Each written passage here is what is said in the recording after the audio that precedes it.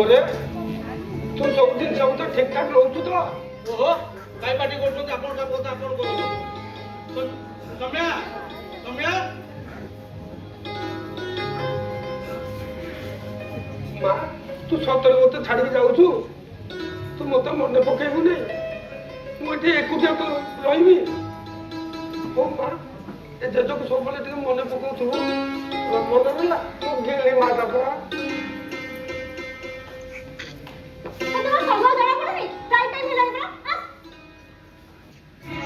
ଜଲ୍ଦି ଚାଲ ଟାଇମ୍ ହେଇଯାଉଛି ଚାଲ। ବୋମା ତମେ ସବୁ ଠିକ ଠାକରେ ଖିଆପିଆ କରିବ ଆଉ ସମସ୍ତଙ୍କ ଯତ୍ନ ନବ।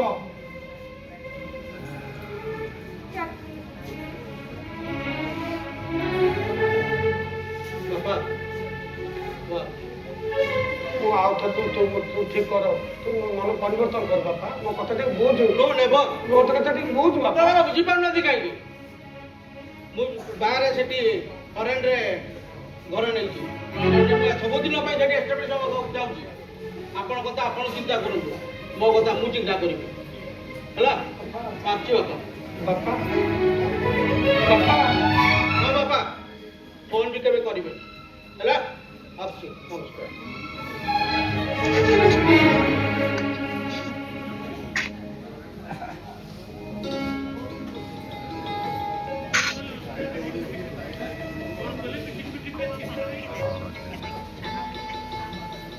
ମତେ ଛାଡ଼ିଗଲେ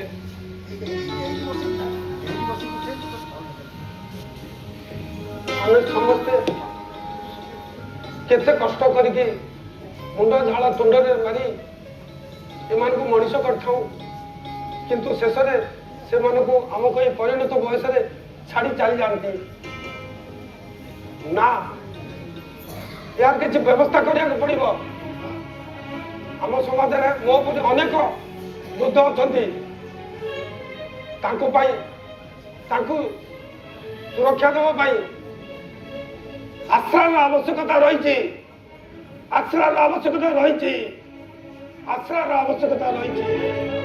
मंगलं गरुडाध्वज मंगलं पुंडरीकाक्षं मंगलं पुरुषोत्तमः माधव माधव वाक्यं माधव हरि स्मरन्ति साधवा नित्ये सर्वकार्येषु माधव। अच्छा बर्तने होम कुंड गुरुत्व होम काठ इत्यादि जोगाड़ कर नहीं आस। आज्ञा आज्ञा हाँ हाँ किसी फूल फल नहीं आसो। फूल फल हाँ हाँ ओम संताकार भुजग शयन पद्मनाभं सुरेशं विश्वाधार गगन सदृशं मेघवर्णं योगिर्विधान गम्यं वंदे विष्णु भवभयहरं सर्वलोकैकनाथं। आंब डाळ फुल फळ सब नहीं आसी। हाँ हाँ आना अच्छा एटी रख। आज्ञा अच्छा हाँ चरणनिवासाय नित्याय परमात्मने बलभद्र सुभद्राभ्यां जगन्नाथाय ते नमः। ଯାହା କହିଥିଲେ ସବୁ ନେ ଫଳମୂଳ ଆଣିଲ ଏ ହୋମକୁଣ୍ଡ ବାଲି ଘୃତ କହିଥିଲି ଏଗୁଡା କୁଆଡେ ଗଲା? ଆଚ୍ଛା ଠିକ ଅଛି ଏ ଜିନିଷ ଆସି ଯାଇଛି ମୁଁ ମୋର କାର୍ଯ୍ୟ ସମାପନ କଲେଣି। ଆଚ୍ଛା ଆସନ୍ତୁ ଏ ଘରଟା ଶୁଦ୍ଧତା କରିଦେବା। ओम अपवित्र पवित्र वा सर्वावस्थंगत पिबा जस्मरति पुंडरीकाक्ष सर्व बाह्यंतर शुचि सर्व आभ्यंतर शुचि। ओम गंगेश यमुनेश्वैव गोदावरी सरस्वती नर्मदे सिंधु काल जलसंभव कुरुक्षेत्र गया गंगा प्रभास पुष्करणी च एतानि पुण्यतीर्थानि सर्वदा गृह प्रतिष्ठा काले ଘରେ ପକେଇବ ମୋ ଉପରେ କଣ ଛିଟୁଛ? ଚାରିଆଡେ ଗୃହ ପ୍ରତିଷ୍ଠା ହେଲେ ଶୁଭ। ଆଚ୍ଛା ଦିଅ ଆମର ଗୃହ ପ୍ରତିଷ୍ଠା କାର୍ଯ୍ୟ ସମାପନ ହେଲା। ସରିଲା? ହଁ ହଁ ଏ ପୂଜାଟା କିନ୍ତୁ ପୂଜା ଭଳିଆ କଲେ। ଦକ୍ଷିଣାଟା ବି ସେମିତି କଡ଼କ କାଟି। ହରେ କୃଷ୍ଣ ହରେ କୃଷ୍ଣ ହରେ କୃଷ୍ଣ ହରେ କଣ ତମେ ବୋଧେ ଭିକ୍ଷୁକ ବ୍ରାହ୍ମଣ ଭାବିଲ ନା କଣ?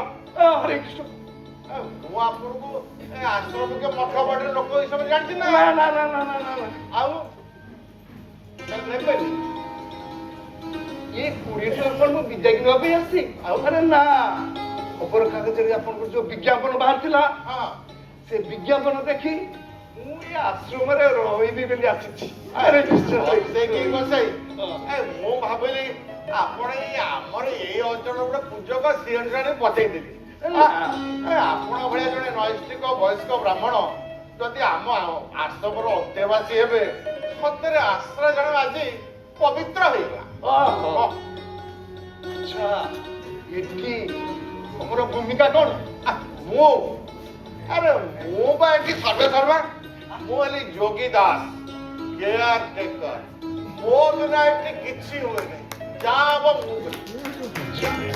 ଆରେ ତମେ ତ ଏଠି ସର୍ବସର୍ବା ଆଉ ସେ ସଂଗ୍ରାମ କିଶୋରୀ ସାମନ୍ତରେ ସେ ପୁଣି କିଏ? ହରେ କୃଷ୍ଣ ହରେ କୃଷ୍ଣ ହରେ କୃଷ୍ଣ। ପୁରାଟା ସବୁ ଜାଣିଛି ଓହୋ ହଁ ହଁ ଆପଣ ଆମ ସାରଙ୍କ କଥା କହୁଛନ୍ତି ସେ ସଂଗ୍ରାମ ବାବୁଙ୍କ କଥା କହୁଛି। ହରେ କୃଷ୍ଣ ହରେ କୃଷ୍ଣ। ଟିକେ ଅପେକ୍ଷା କରନ୍ତୁ ମୁଁ ସାରଙ୍କୁ ଡାକିବି ହେଲା ସାର୍ ସାର୍ ଆରେ ଏଡେ ବଡ ବାଟା କାଇଁ କରୁଛୁ?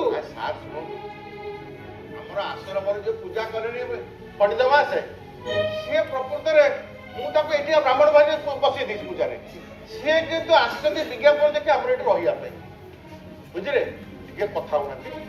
ଓ ଆଜ୍ଞା ମୁଁ ଏଇ ଯୋଉ ଖବର କାଗଜରେ ଆପଣ ବିଜ୍ଞାପନ ବାହାରିଥିଲା ଏଇ ଆଶ୍ରମ ବୃଦ୍ଧାଶ୍ରମ ବିଷୟରେ ମୁଁ ତାକୁ ପଢି ମୋର ଯେହେତୁ ଗୋଟିଏ ରହିବାର ଗୃହର ଆବଶ୍ୟକତା ଅନୁଭବ ଥିଲା ମୁଁ ଭାବିଲି ଏଇଟା ହିଁ ଭାରି ଭଲ ଜାଗା ହବ ତେଣୁ ଆସିଗଲି। ଭାରି ସୁନ୍ଦର ହେଇଛି ଗୋଟେ ସୁନ୍ଦର ପରିବେଶ ଭଲ ହେଇଛି କିନ୍ତୁ ଇଏ ଆପଣଙ୍କର ବାବୁ ମତେ ଭାବିଲେ ବୋଧେ ଏଇ ଗୋଟେ ପୂଜକ କୋଉଠି ଜୁଟି ଯାଇଛି ଆଣି ବସେଇ ଦେଲେ ଯାହା ହଉ ମୁଁ ଆପଣଙ୍କର ପୂଜା କାର୍ଯ୍ୟ ଅତି ସୁନ୍ଦର ଭାବେ ସମାପନ କରିଦେଇଛି। ଭାରି ଭଲ ପରିବେଶ ଭାରି ଭଲ ପରିବେଶ। ହରେ କୃଷ୍ଣ ହରେ କୃଷ୍ଣ। ତାହେଲେ ଆପଣ ତ ବିଜ୍ଞାପନ ପଢିଥିବେ ତାହେଲେ ସବୁ କିଛି ଜାଣିଥିବେ ତେଣୁ ଚେକଟା ଦିଅନ୍ତୁ। ସେଇଟା ତ ବଡ ପୀଡ଼ାଦାୟକ। ପୀଡ଼ା? ହଁ ଆଜ୍ଞା ସଂସ୍କୃତ ଟୋଲରେ ଶିକ୍ଷାଦାନ କରିବା ବ୍ୟତୀତ ମୋର ଅନ୍ୟ କୌଣସି ବୃତ୍ତି ନଥିଲା ଆଉ ସେଠୁ ଅବ୍ୟାହତି ନେଲା ପରେ ମଧ୍ୟ ମୋର କିଛି ରୋଜଗାର ମାଧ୍ୟମ ମଧ୍ୟ ନାହିଁ। ଆଉ ଭାବିବ 5,000 ହରେ କୃଷ୍ଣ ହରେ କୃଷ୍ଣ 5 ଟଙ୍କା ଦେବା ମଧ୍ୟ ମୋ ଘରେ ସମ୍ଭବ ନୁହଁ। ହରେ କୃଷ୍ଣ। କିନ୍ତୁ ଆମ ଆଶ୍ରମରେ ତ ଏଇ ନିୟମ ରହିଛି। ମାନେ ଆପଣଙ୍କ ଆଶ୍ରମରେ ଏଇ ନିୟମ ଅଛି ଠିକ ଅଛି ଯଦି ଆପଣଙ୍କ ଆଶ୍ରମରେ ଏଇ ନିୟମ ଅଛି ଆମେ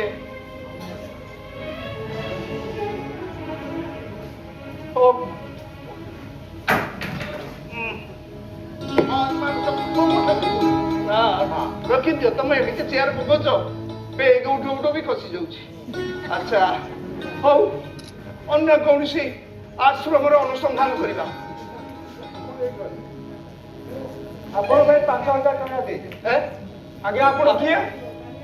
ମୁଁ ଆଜ୍ଞା ସରୋଜ ସିଂ। ମୁଁ ମଧ୍ୟ ଆଡଭର୍ଟାଇଜମେଣ୍ଟ ଦେଖିକି ଆପଣଙ୍କ ଆଶ୍ରମରେ ଜଣେ ଅନ୍ତେବାସୀ ହବାକୁ ଆସିଛି। ଓ ଆପଣ ବି ଆମର ଅନ୍ତେବାସୀ ହେବେ ବଡ ଖୁସି ଖବର ମୁଁ ବି ବହୁତ ଖୁସି। ଆଉ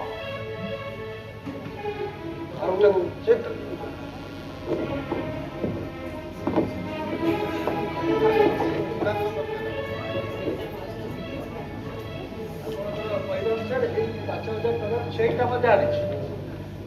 ଆଉ କାଲି ଏ ମହାସଂଘ ପାଇଁ 5,000 ଟଙ୍କା ମୁଁ କ୍ୟାସରେ ଦେଇଦେବି। ଯୋଗୀ ଦାସ ଆଜ୍ଞା ଏ ଚେକଟା ନିଅ ହଁ। କାଲି ବ୍ୟାଙ୍କରେ ଡିପୋଜିଟ୍ ହବ। ସବୁ କାଶ ତ ମୋର ସ୍ୱୟଂ ନିଜ ପରବର୍ତ୍ତୀ ଗଣନା ଲଘୁ ଚେତସା ଉଦାର ହୃଦୟ ବସୁଧୈବ କୁଟୁମ୍ବକମ୍। ହରେ କୃଷ୍ଣ ହରେ କୃଷ୍ଣ। ଆପଣ ଟିକେ ଓଡିଆରେ ବୁଝେଇକିରି କହୁନାହାନ୍ତି। ହଁ ସେଇ ମୁଁ ରଖିବି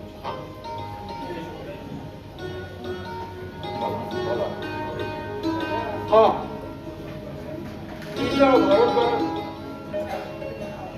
କଥାଟା କହିଲେ ଆଜ୍ଞା ଅଧା ବୁଝିଲେ ବୁଝେଇଲି।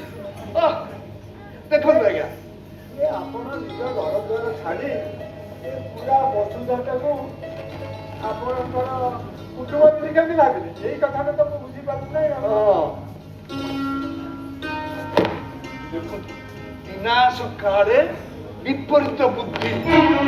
ଆପଣ ଟିକେ ବୁଝେଇକିରି କହୁନାହାନ୍ତି। ହଁ ମୁଁ ସେଇ କଥା କହୁଛି। ଦେଖନ୍ତୁ ଆଜ୍ଞା ଆଚାର ବ୍ୟବହାର ବିଶୃଙ୍ଖଳାକୁ ମୁଁ ଟିକେ ସହ୍ୟ କରିପାରିବି। ଓ ଆପଣ ଟିକେ କନସର୍ଟରେ କୁହନ୍ତୁ। ହଁ ମୁଁ ସେଇ କଥା କହୁଛି। କୁହନ୍ତୁ। କଣ କହିବି ଆଜ୍ଞା? ଓ ଜାଗା ଦେଖି ହୁଏ ନା ଦେଖେଇ ହୁଏ? ନିଜ ପରିବାର କଥା, ନିଜ ଘର କଥା,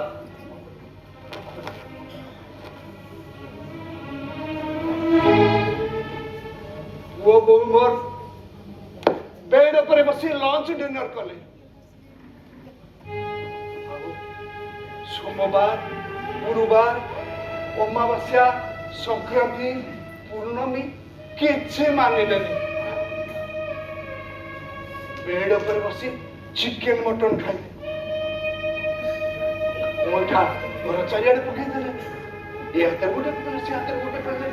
ଘରେ ଆଜ୍ଞା ଦେବଦେବୀ ଅଛନ୍ତି, ତାଙ୍କ ପୂଜା ପାଠ ବି କଲେ। ଆଉ ସଞ୍ଜ ହେଲେ ଏ ବୃନ୍ଦାବତୀ ମୂଳରେ ଟିକେ ସଞ୍ଜବତୀ ଦେବା ଦୂରରେ ଥାଉ, ଶଙ୍ଖ ମଧ୍ୟ ମତେ ଟିକେ ଫୁକିଲେ ନାହିଁ। ଏଇଭଳି ଦୟନୀୟ ପରିସ୍ଥିତି। ରାତି ଦିନ 10ଟା ଯାଏ କବାଟ ଖେଳି ଶୋଇଲେ। କଣ ଖାଇଲି, କଣ ପିଇଲି, ସେମାନେ ତାହା ଜାଣିବା ଆବଶ୍ୟକ ମନେ କଲେନି। ବୁଢ଼ୀଟା ଚାଲିଗଲା ଦିନ ଠାରୁ ମୁଁ ଯେମିତି ସେମାନଙ୍କ ପାଇଁ ମରି ଯାଇଛି। ବୁଝୁଛି, ଆଜିକାଲି ତ ପିଲାମାନେ ସେଇଆ। ଆପଣ ଯଦି ତାକୁ ବୁଝେ ସୁଝେ ଆକଟ କଲେ ନାହିଁ। ଆକଟ ପୁଅ ଗୋଟେ ପ୍ରକାର ଥିଲା, ଯେବେଠାରୁ ବୋହୂ ଘରକୁ ଆସିଲା ପୁଅର ଉଗ୍ର ରୂପକୁ ବୋହୂର ଚଣ୍ଡୀ ବେଶ ବଡ ବଡ ଅସହ୍ୟ ହେଲା ଆଜ୍ଞା।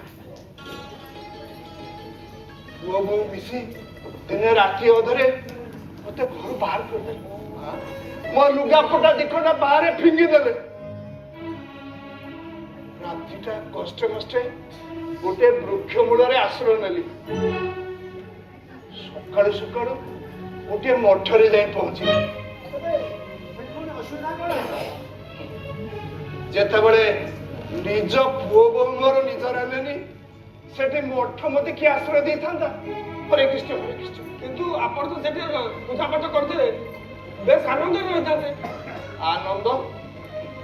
ରାତି 4ଟାରୁ ଉଠି ଏ ମଠକୁ ଝାଡୁ କରିବା ପାଇଁ ବାବାଜୀ ମହାରାଜ କହିଲେ। ଆଜ୍ଞା ମୋର ତ ଟିକେ ଅଣ୍ଟା ବେମାରୀ ଅଛି।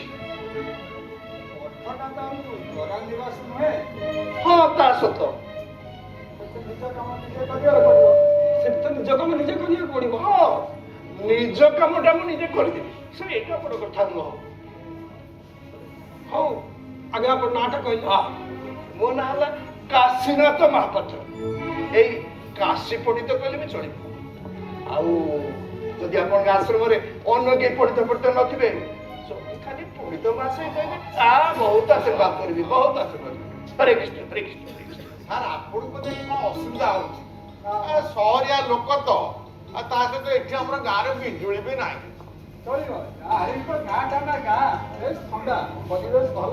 ସବୁ ଅସୁବିଧା ଦୂର କରିବା ପାଇଁ ଆମେ ସୋଲାର ପାୱାର ସିଷ୍ଟମ ବନ୍ଦୋବସ୍ତ କରିଛୁ। ବହୁତ ଭଲ। ଠିକ ଅଛି।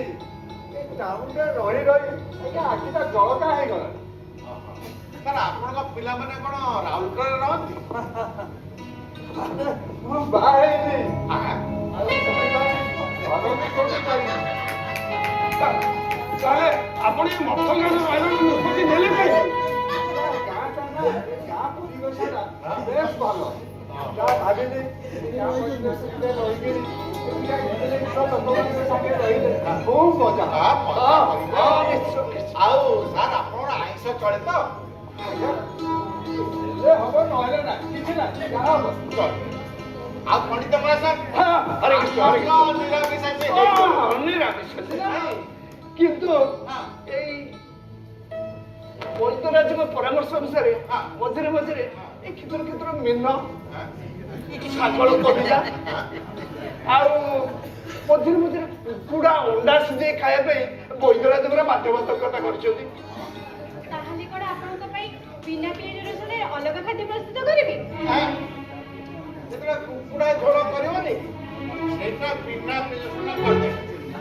ଆଉ ଯଦି ଆମେ ଛୋଟ ମିନା ରୋଷେଇ କରିବା ସୋରିଷ ବଟା ରସୁଣ ଛେଚା ଖାଇ ପଡ଼ିବ ଆଉ। আরে তুমি কোন মতে সমালোচনা করছো আরে জানিছ এ পিঁয়াজ রসুণরে বাত রোগ ভালো ହୁଏ হরে কৃষ্ণ হরে কৃষ্ণ হরে কৃষ্ণ। আহা ଆପଣ ମାନେ ଆସନ୍ତୁ ଯୋଗୀ ଦାସେ ଏମାନଙ୍କୁ ରୁମ୍ ଦେଖେଇ ଦିଅ। ପଡ଼ିଦେବା ସେ? ଚାଲ ଚାଲ ସାର୍ ଆସ।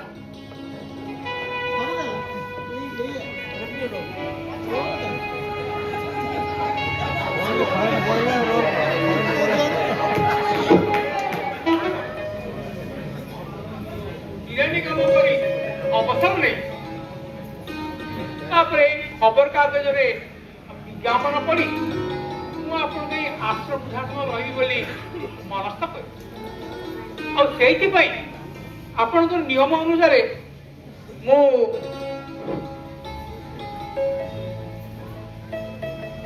ମୋର ବାୟୋଡାଟା ଆଉ ଚେକ୍ ଆଣି ନିଅନ୍ତୁ ସାର୍। ସାର୍ ଚେକଟା 2000 ଟଙ୍କାର ଅଛି ଆଉ ମୋର ପେନସନର ଏରିୟର ପାଇଲେ ବାକି 3000 ଟଙ୍କା ଦେଇଦେବି ଆଜ୍ଞା, ନିଶ୍ଚୟ ଦେଇଦେବି ଆଜ୍ଞା। ନୀଳ ବାବୁ ଆଜ୍ଞା ଆପଣ ସ୍ତ୍ରୀ ପୁଅ ବୋଉ ସମସ୍ତେ ତ ଭଲ ପୋଜିସନରେ ଅଛନ୍ତି ଅଥଚ ଆପଣ କାହା ଉପରେ ନିର୍ଭର କରନ୍ତି ନାହିଁ ଏକଥା ନିହାତି ଠିକ କିନ୍ତୁ ଏମିତି ଗୋଟେ ନିପଟ ମଫସଲ ରହିବାର ଚିନ୍ତା କଲେ କାହିଁକି? ହଁ ପୁଅ ମୋର IAS ଆଉ ବୋହୂ ସରକାରୀ କଲେଜରେ ଲିଡର ଆଉ ମୋର ସ୍ତ୍ରୀ ଖୁବ ସୁନ୍ଦରୀ ଏ ବୟସରେ ବି ସେ ନାମ କରା ଚଳଚ୍ଚିତ୍ରରେ ଅଭିନୟ କରେ ଖୁବ ପ୍ରତିଷ୍ଠିତ ସେମାନେ। ମୁଁ ତ ସେଇ କଥା ପଚାରୁଛି। କିନ୍ତୁ ଆମ ଘରେ କେବଳ ମୋର ପ୍ରତିଷ୍ଠାର ଅଭାବ ରହିଗଲା ସାର୍। ଦିନକୁ ଦିନ ମାନେ ଅବସର କରିବା ପରେ ମୋ ମନରେ ଯେମିତି ଗୋଟେ ଭୟଙ୍କର କମ୍ପ୍ଲେକ୍ସ ଡେଭଲପ ହେଲା ଆଉ ସେଠି ମତେ ବଞ୍ଚିବା ପାଇଁ ବଡ଼ ଦୁର୍ବିସହ ଲାଗିଲା ସାର୍, ବଡ଼ ଦୁର୍ବିସହ ଲାଗିଲା। କିନ୍ତୁ ନୀଳ ବାବୁ ଆପଣ କହିଲେ ଦେଖି ଯଦି ଆପଣଙ୍କ ସ୍ତ୍ରୀ ପୁଅ ବୋହୂ ସମସ୍ତେ ଦୁଃଖୀ ହେଇଥାନ୍ତେ ଆଉ ଦରିଦ୍ର ହେଇଥାନ୍ତେ ତାହେଲେ କଣ ଆପଣ ଦୁଃଖ କରିନଥାନ୍ତେ? ଆପଣ ଯାହା କହିଲେ ତା ଠିକ କିନ୍ତୁ ବଡ ହବା ପାଇଁ ମୁଁ ଚେଷ୍ଟା କରିବି। ମୁଁ ଆଉ କୋଉ ଦିଗରେ ବଡ ହେବି ସାର୍? ଅଫିସରେ ମୁଁ କିରାନୀ ଆଉ ଘରେ ମୁଁ ଚାକର, ଘରେ ମୁଁ ରୋଷେଇଆ, ରାନ୍ଧି ବାଢି ଦେହ ହାତ ମୋର ଫୋଟକା ହୋଇଯାଇଛି ଆଉ ଲୁଗା କାଚି କାଚି ହାତ ମୋର ପାଣି ଖାଇଯାଇଛି ଆଉ ମୁଁ ସେଇ ଯୁଗରେ କୋଉଠି ମୁଁ ବଡ ହେଇଯାଉଛି ସାର୍।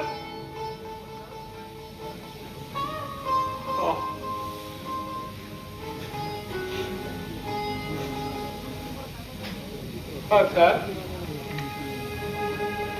ମତେ କୋଉଠି ଦସ୍ତଖତ କରିବାକୁ ପଡିବ ସାର୍? ଏଠି ଲାଷ୍ଟ ପେଜ ତଳେ ଆଜ୍ଞା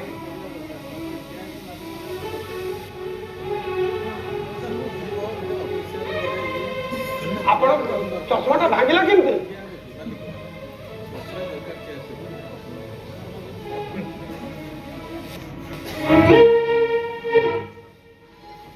ହଁ ହଁ ମୁଁ ନିରଞ୍ଜନ ସାହୁ କହୁଛି।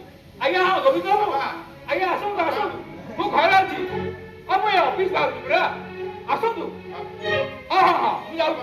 ଆରେ ଏଇଟା ତ ଗୋଟେ ହଁ ବାପା ଏଇଟା ଏଇ ଘରର ଦଲିଲ ଯୋଉଟା କି ଆପଣଙ୍କ ନାଁରେ ଅଛି। ଏଇ ଘରଟା ମୁଁ ବିକିବାକୁ ଚାହୁଁଛି ଆଉ ଏଇ ଘରରେ ବିକିବାକୁ ଗଲେ ଆପଣଙ୍କ ସିଗ୍ନେଚର ଦରକାର। କଣ ହେଲା? ମୋର ଘର ତୁ ବିକ୍ରି କରିବୁ ଅଥଚ ମୁଁ ଜାଣିପାରିବି? ନା ନା ସେଇଟା କଥା ବି ହେଇପାରିବ। କରିବାକୁ ପଡିବ ବାବା। ଆପଣଙ୍କୁ କୋଉ ସହରରେ ଯୋଉ ଘର କିଣିବାକୁ ଚାହୁଁଛନ୍ତି ସେଥିପାଇଁ ବହୁତ ଟଙ୍କା ଦରକାର। ଏ ଘର ବିକ୍ରି ହେଲେ ହିଁ ତା ସମ୍ଭବ। ତେଣୁ ଆପଣଙ୍କୁ ସେଥିରେ ସିଗ୍ନେଚର କରିବାକୁ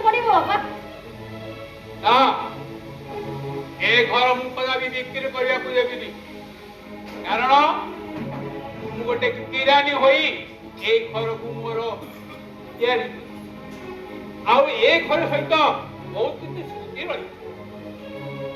ଆରେ ବାବା, ତୋର ପିଲାଦିନର କଥା କଣ ମନେ ପଡୁନି? ତୁ ଯେତେବେଳେ ଛୋଟ ହେଇଥିଲୁ ଏ ଘରେ ତୋର କେତେ ସ୍ମୃତି ରହିଛି। ତା ଥରେ ତୁ ୟାକୁ ବିକ୍ରି କରିବାକୁ ଚାହୁଁଛୁ?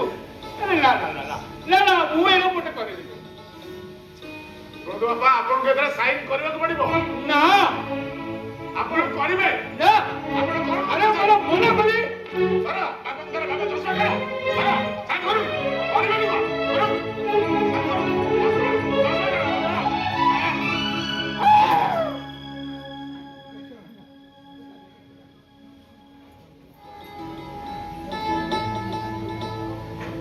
ହୀର ବାବୁ, ଆଜ୍ଞା। ଆପଣ ସ୍ତ୍ରୀ ପୁଅ ବୋଉ ସମସ୍ତେ ଭଲରେ ଥାଇବି ଆପଣଙ୍କ ମନରେ ଏତେ ଦୁଃଖ କାରଣ କାରଣ ସେ ଆପଣଙ୍କୁ ଖାତିର କଲେ ନାହିଁ। ସେମାନେ ବଡ ସ୍ୱାର୍ଥପର ସାର୍।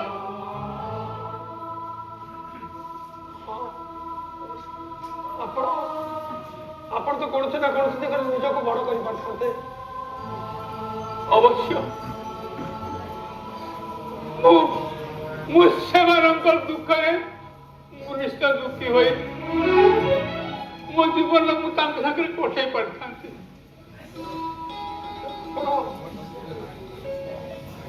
ଆପଣ ତାହେଲେ ନିଜେ ଏତେ ଏକୁଟିଆ କାହିଁକି ଏତେ ମଫସଲ ରହିବାକୁ ଚିନ୍ତା କଲେ? ସେମାନେ ତ ସମସ୍ତେ ଭଲ ପୋଜିସନରେ ଅଛନ୍ତି।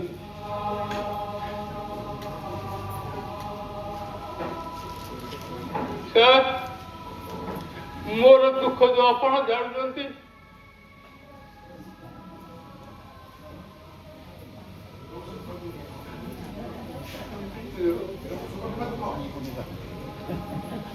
ହୀର ବାବୁ, ସୁଖ କିମ୍ବା ଦୁଃଖ ହେଉଛି ମନର ତତ୍କାଳୀନ ମାନସିକତା।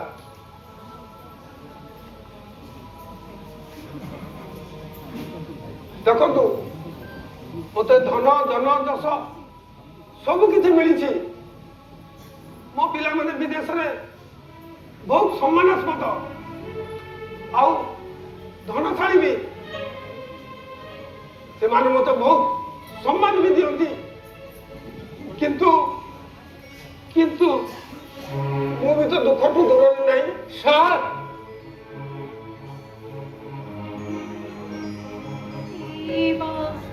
ଆସିବ ଆସିବ ଜଣେ ତିନି ତ ଆସିବ, ଆସିବ ଆସିବ ଜଣେ ତିନି ତ ଆସିବ।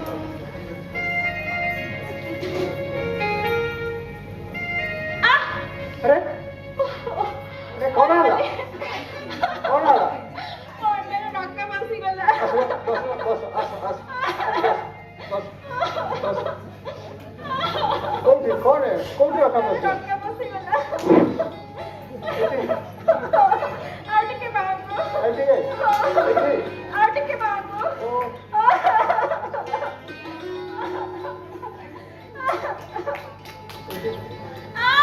कुसुम संज्ञा संकश्यपे महाद्रुते रंतरी सर्व पापाग्नं प्रणतोषि दिवाकरं प्रीष्ट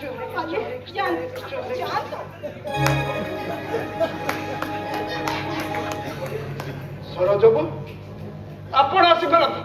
ଆପଣ ତ ପିତ୍ତଳ ଗରା ମାଜି ମୁଜି ଦେଲେ ସଫା, କିନ୍ତୁ ତୁମେ ତ କୁମାରୀ କନ୍ୟା। ଯେଉଁ କୁମାରୀ କନ୍ୟାକୁ ମା ଦୁର୍ଗା ସ୍ୱରୂପୀ କହି ପୂଜା କରାଯାଏ, ତୁମେ ତୁମେ ସେହି କୁମାରୀ କନ୍ୟା ତ? ତୁମେ ସେହି ନାରୀ ଯେଉଁ ନାରୀ କି ବସୁଧା ମାତାର ଅନେକ ରୂପ ବୋଲି ବିବେଚନା କରାଯାଏ। ସତୀ ସୀତାଙ୍କର କାଣି ଆଙ୍ଗୁଠିକି ରାବଣ ସ୍ପର୍ଶ କରିଥିଲା ବୋଲି ଅଗ୍ନି ପରୀକ୍ଷା ସମୟରେ ସେ ଅଙ୍ଗୁଳି ଜଳି ପଡି ଭସ୍ମ ହେଇଯାଇଥିଲା। ଅଥଚ ଗୋଟିଏ ପୁରୁଷର ହସ୍ତ ତୁମ ଶରୀରକୁ ସ୍ପର୍ଶ କଲା। କୁପାଙ୍କର ଆବାଦ ପରିଣାମ। ସାବଧାନ, ନାରୀର ଶୁଦ୍ଧତା ରକ୍ଷା କର, ନଚେତ୍ ମହାପ୍ରଳୟ ହବ, ପୃଥିବୀ ପ୍ରକମ୍ପିତ ହବ।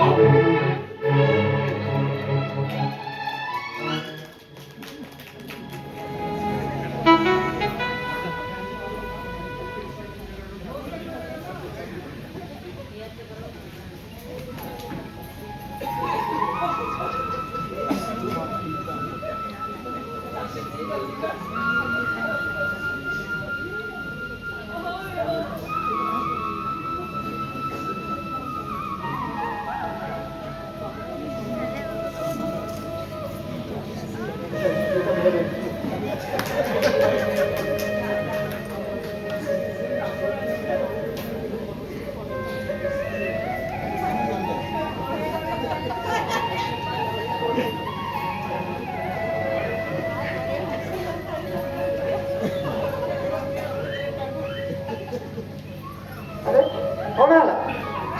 କିଛି ନାହିଁ ତ। କିଛି ନାହିଁ। ଆରେ ତୁମ ଆଖିରେ ରୁହ, ନାଇଁ, ଆଖିରେ ଗୋଟେ ପୋକ ପଡ଼ିଗଲା। ପୋକ ପଡ଼ିଗଲା ଦେଖି, ଆପଣ ମତେ ପୋଡ଼ିଗଲା। ଉଡ଼ିଗଲା। ଆରେ ନିଅ, ଆରେ ଖାଇନ କିଛି, ନାଇଁ, ନାଇଁ, ନାଇଁ, ନାଇଁ। ନାଇଁ, ନିଅ ନିଅ, ନାଇଁ, ନାଇଁ, ମତେ ଭୋକ ନାହିଁ। ଆରେ ନିଅ ନିଅ ନାଇଁ। ନିଅ, ଭୋକ କରିବନି।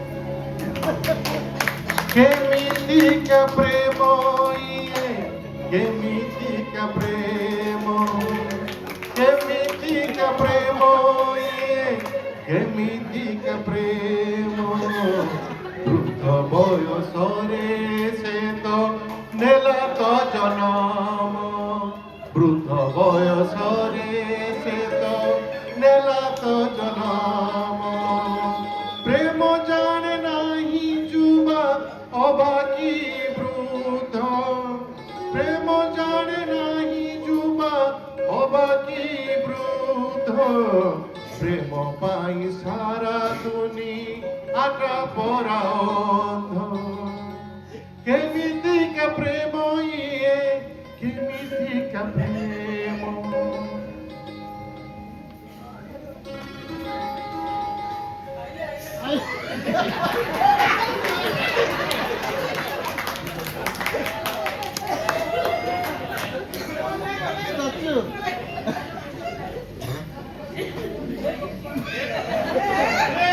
আচ্ছা,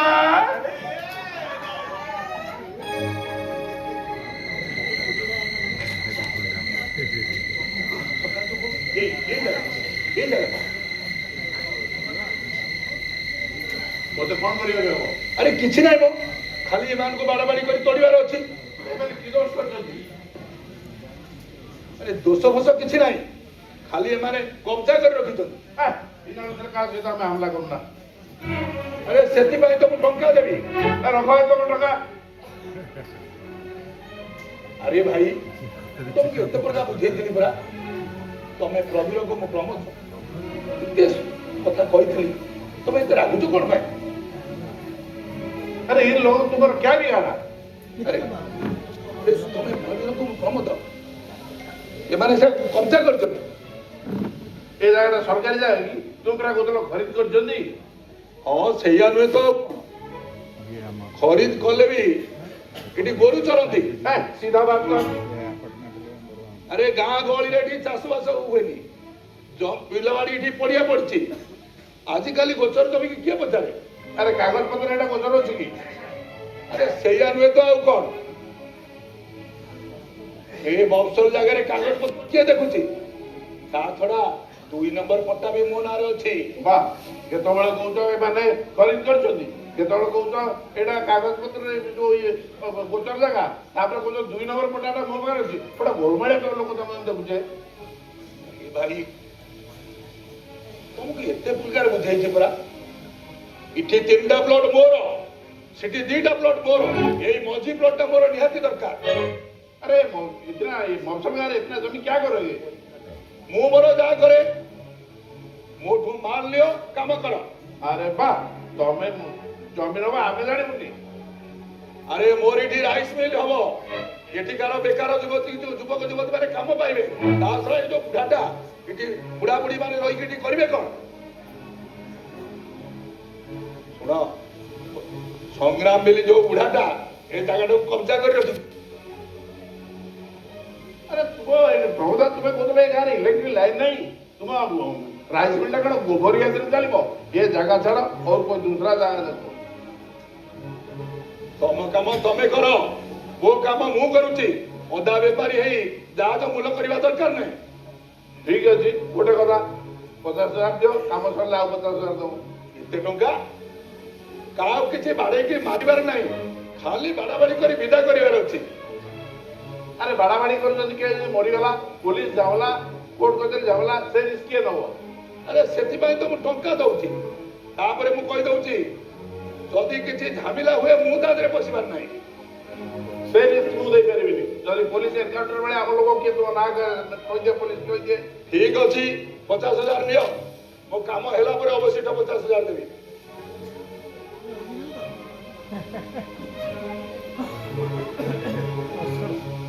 अच्छा प्रमोद यही लक्षे टका पे मारपीट कहीं जदि यही टका से संग्राम बाबू दे दिया तुम रात रेस्ट कर दो झामला खत्म ତମେ ଜମା ବୁଝିନା ତମେ କଣ ଭାବୁଛ ମୁଁ ସଂଗ୍ରାମ ବାବୁ କେ କିଛି ବୁଝିନି କିନ୍ତୁ ସେ ବଡ ବଦମାସ ଲୋକ ତା ଛଡା ସେ ଲୋକଟା ଏଠି ରହିଲେ ମୋର ସବୁ କାମ ଚପଟ କରିଦବ।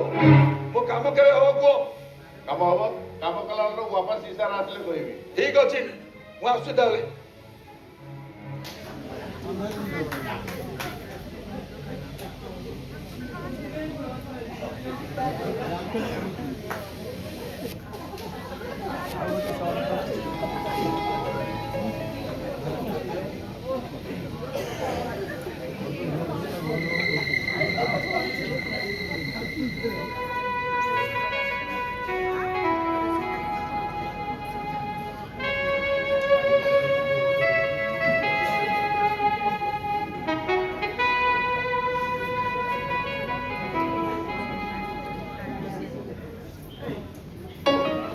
କ୍ଷୀରଟା ଯାଇ ନେଇ ଆସେ।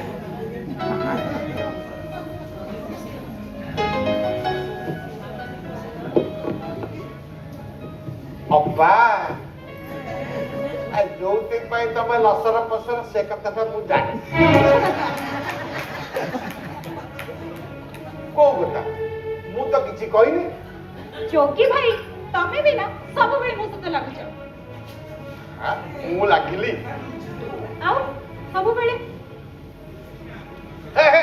ହାଉଲେ ହାଉଲେ ହା ହା ହା ଆରେ ଲୁଚିଛି ନା ଗୋଡ ଦିଟା ଦିଶୁଛି।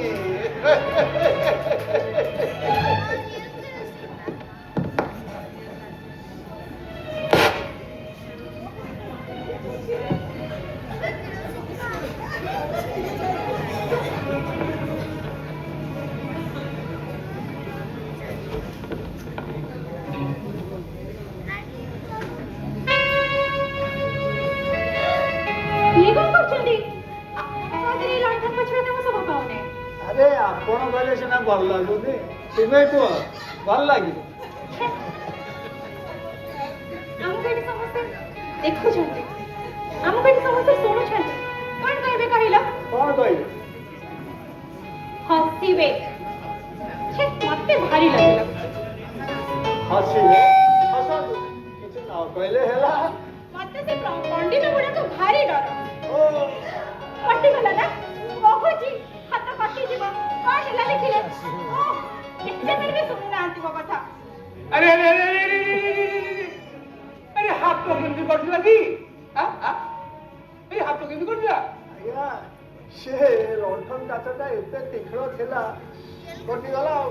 ଆପଣ ତ ସେଇ କଥା ପଚାରୁଛି ଜୀବନ ସାରା ସହରରେ ରହିବା ଲୋକ ଆଉ ଏଇ ନିପଟ ମଫସଲେ ରହିକି ଏ ଲଣ୍ଠନକା ସାଙ୍ଗରେ ପ୍ରେମ କଲେ ଆଉ ହାତ କଟିବନି ଆଉ କଣ ହବ?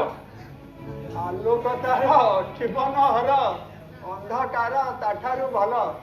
ଆଉ ସେଇ ଜହ୍ନ ରାତିର ଆଲୋକକୁ ମୁଁ ଚାହିଁ ରହିଛି ଯେ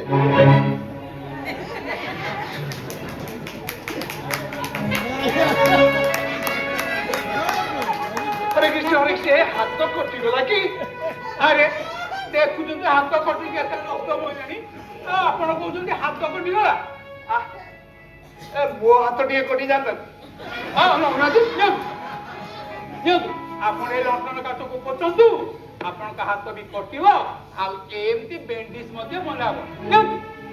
ଛିଛି ଏ ବୟସରେ ଏଇ କାମ କରାଯାଏ? ଆପଣଙ୍କର ତ ବୟସ ନାହିଁ ଆଉ କାହିଁକି ଏମିତି ହଉଛନ୍ତି କେଜାଣି? ତମକୁ କହିକି ଗୋଟେ କିଛି ଲାଭ ନାହିଁ। ଏଗୁଡ଼ା ପଚାରି କଣ ତମକୁ ଲାଭ ଅଛି? ଓ ହେ ପାଚିଲା ବେଲୁକୁ କାଉର ଭାରି ସରାଗ। କଣ କଣ କଣ କହିଲ? ଆରେ କାଉ ମୁଁ କାଉ ଆଉ ଆଉ ସେ ପଦ୍ମା ବେଲ ପାଚିଲା ବେଲ। ଓହୋ କାହିଁକି ଆପଣ ଏ ବୟସରେ ଏମିତି ଧରସର ହଉଛନ୍ତି କହିଲେ ପଣ୍ଡିତେ? କାହିଁକି ହଉଛନ୍ତି କହିଲେ? ରୁହ ରୁହ ରୁହ ଆଉ ଦେଖ ଆଗକୁ ସବୁ କଣ ହଉଛି ଦେଖ। କଣ ହବ? କିଛି ହେଇନି। ହାତ ପୋଡିବ ମହାଶୟ ହାତ ପୋଡିବ ଫୋଟକା ହବ। ମହାଶୟ ହାତ କାହିଁ ପଡିବ? ମୁଁ କଣ ରୋଷେଇ ଜାଣିନି? ଏ ଆପଣ ରୋଷେଇ ନ କଲେ ଏ ପଦ୍ମା ଫୁଲମାଳ ଗୁନ୍ଥିବ କେମିତି? ଏଇ ଗୋଭାରେ ଫୁଲ ଖୁସିବ କେମିତି? ଆଉ ପ୍ରେମ ବିଷାରିକା ସାଜି ଏ ପ୍ରେମ ଗୀତ ଗାଇବ କେମିତି? ମଲ୍ଲି ମାଳ ଶ୍ୟାମକୁ ଦେବି।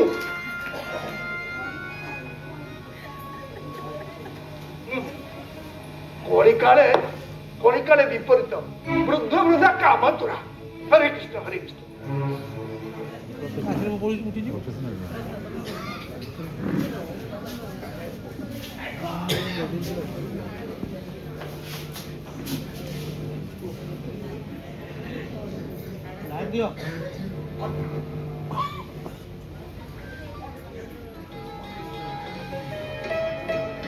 ପଣ୍ଡିତ ମହାଶୟ କେହି ଭାଷା ହେଇନାହାନ୍ତି। ରହିପାରୁଛନ୍ତି ତାଙ୍କ ଭିତରେ କିଛି ଗୋଟେ ହଉଛି ତ ହେଇଯାଉ। ଆପଣଙ୍କର କଣ ବିଗୁଡୁଛି? କଣ କହିଲେ? ଏ ଆଶ୍ରାପୁରୀ ଏକ ଜୋରା ନିବାସରେ ଏପରି ଆଚରଣ କଣ ଭଲ ଦେଖାଯାଉଛି? ତା ଦ୍ୱାରା ଆଶ୍ରମର ସମ୍ମାନ ଚୂର୍ଣ୍ଣ ହବ, ଆମର ମଧ୍ୟ ସମ୍ମାନ ଚୂର୍ଣ୍ଣ ହବ।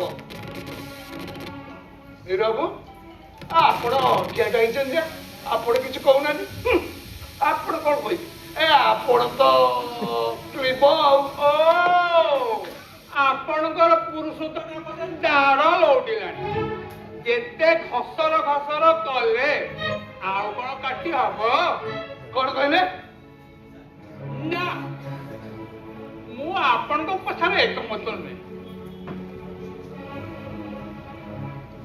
ପ୍ରେମ ଆଉ ସଂସାରର ତିକ୍ତ ଅନୁଭୂତିରେ ଆପଣ ପୁରା ଜର୍ଜରିତ। ଆଉ ସେଇଥିପାଇଁ ଏଇ ଦୁଇଟିର ମାଧୁର୍ଯ୍ୟକୁ ଆପଣ ବୁଝିପାରୁନାହାନ୍ତି। ଆଚ୍ଛା ହେଲେ ପଣ୍ଡିତ ମହାଶୟ ମନେ ପକାନ୍ତୁ ତ, ପ୍ରେମ ଆଉ ସଂସାରର ପ୍ରାଥମିକ ପର୍ଯ୍ୟାୟରେ ଆପଣ ଯେତେବେଳେ ଏଇ ଦି ଜଣଙ୍କ ପରି ହଉଥିଲେ ସେତେବେଳେ କଣ ଆପଣ ମଦ ହଉନଥିଲେ? ତମ ପଚାର କିଛି ଲାଭ ନାହିଁ। ତାହେଲେ ପଚାରୁଛନ୍ତି କାଇଁ? ଆଚ୍ଛା କହିଲେ ଦେଖି ଏ ପଦ୍ମାର ସାମାଜିକ ମର୍ଯ୍ୟାଦା କଣ, ପରିବାର କଣ? ଏଗୁଡା ଆପଣଙ୍କୁ ପଚାରିବା ମୋର ଦୃଷ୍ଟତା। ହରେ କୃଷ୍ଣ। ଆପଣ ଅବଶ୍ୟ ଯାହା କହୁଛନ୍ତି ତାହା ଠିକ। ଯେତେ ହେଲେ ଏଇ ଆଶ୍ରା ବୃଦ୍ଧା ସମୟରେ ପଦ୍ମା ଗୋଟେ ପରିଚାରିକା, ତା ସହିତ ପ୍ରେମ ନା, ଏ ସମାଜ ତାକୁ ସହଜରେ ଗ୍ରହଣ କରିବ। କଣ କହିଲେ? ଆପଣ ଅପାକୁ ଚାକିରାଣୀ ବୋଲି ଭାବିଛନ୍ତି କି? ନାଇଁ ଆଜ୍ଞା, ସେ ଗୋଟେ ଥିଲା ବାଲା ଧର୍ମ କର୍ମ ଘରର ଝିଅ। ତାହେଲେ ସେ ଏଠି ରୋଷେଇବାସ କରୁଛି କାହିଁ? କଣ କରିବ ସିଏ? ଗୋଟେ ସଡ଼କ ଦୁର୍ଘଟଣାରେ ତା ବାପା ମା ଦିହେଁ ଏକା ବେଳେ ସେ ଚାଲିଗଲେ। ଆଚ୍ଛା ଯାହା ହେଲେ ବି ଆମ ସାର୍ ତାର ଭାଇ। ହଁ ହେଲେ କଣ ହବ? ସାର୍ 20 ବର୍ଷ କାଳ କୋରାପୁଟରେ ସରକାରୀ ଚାକିରି କରି ଅପା କଥା ପୁରା ଭୁଲିଗଲେ ଅପାରେ କୌଣସି ଖୋଜ ଖବର ରଖିନାହିଁ। ଯୋଗୀ ଦାସ ଆଜ୍ଞା ଆଜି ହାଟ ବାଳି ଅଛି ବୋଲି ମନେ ନାହିଁ କି? ହେ ଭୁଲି ଯାଇଛି ଆଉ ଆମ ବେଗଟା ନେଇ ଯାଇ ପରିବା ପତ୍ର ସବୁ ତ ମୁଇ କରିକି ଆଉ ଏଠି କି କଥା ପଡିଥିଲା ଯେ ଆଜ୍ଞା ସମସ୍ତେ ଏତେ ଗମ୍ଭୀର? ସାର୍ ଆଉ କୋଉ କଥା ସେଇ ସରୋଜ ସାର୍ ଆଉ ଅପାଙ୍କ କଥା ପଡିଲା ପଣ୍ଡିତକୁ ପଡିଥିଲା। ହଁ ମୁଁ ସବୁ ସେ ଚିନ୍ତା କରି ସାରିଛି। ଓ ଆଜ୍ଞା ଏ ଚୋରାଶ୍ରମରେ ଆମର ସମ୍ମାନର ସହ ରହିବାର ଅଛି। ଏ ବୃଦ୍ଧାନାଂଶ ରମଣ ହରେ କୃଷ୍ଣ ହରେ କୃଷ୍ଣ ହରେ କୃଷ୍ଣ ହରେ କୃଷ୍ଣ। ପ୍ରେମ ପ୍ରଣୟ ୟା ଭିତରକୁ ବୟସର ପ୍ରଶ୍ନ ଆସୁଛି କୋଉଠି? ନାଇଁ ସେମାନେ ବିବାହ କରିବେ? ନା ନା ନାଇଁ ଆଜ୍ଞା ଏ ବୟସରେ ବିବାହ ପୁଣି ଆଶ୍ରା ପରେ ଏକ ଜରା ନିବାସରେ ହରେ କୃଷ୍ଣ ହରେ କୃଷ୍ଣ। ଆପଣଙ୍କୁ କାହିଁକି ଲଜ୍ଜା ଲାଗୁଛି ମୁଁ କିଛି ବୁଝିପାରୁନି। ଆରେ ସତ କଥା ଯଦି ଦି ଜଣଙ୍କର ବାହାଘର ନା ହେଇଯାଉଛି ଆରେ ହେଇଗଲା ତାହେଲେ ଆଉ କେହି ଲୋକ କିଛି କହିପାରିବେ କଣ ଅସୁବିଧା ରହୁଛି କହିଲେ? ଦେଖନ୍ତୁ ମୁଁ ସବୁ ଠିକ ଠାକ କରିସାରିଛି। ଆସନ୍ତା 4 ଦିନ ପରେ ଯୋଉ ତିଥି ପଡିବ ସେଇ ତିଥିରେ ସେ ଦୁହିଁଙ୍କର ବାହାଘର ହବ।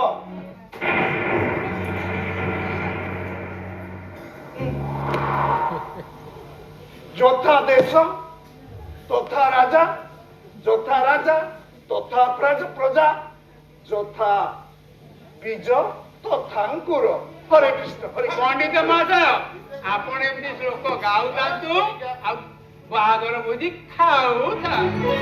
ଘରଟା ଦେଖ କାମ ମୋର ପରିବା ଆଣିବି ମୁଁ କ୍ଷୀର ଆଣିବି ମୁଁ କୋଉ ବୁଢ଼ାର ଦେହ ଖରାପ ମେଡିସିନ ଆଣିବି ମୁଁ କଣ କରିବା ଆ ଭିତରେ ପୁରୋହିତଟାଇ ଖୋଜୁ।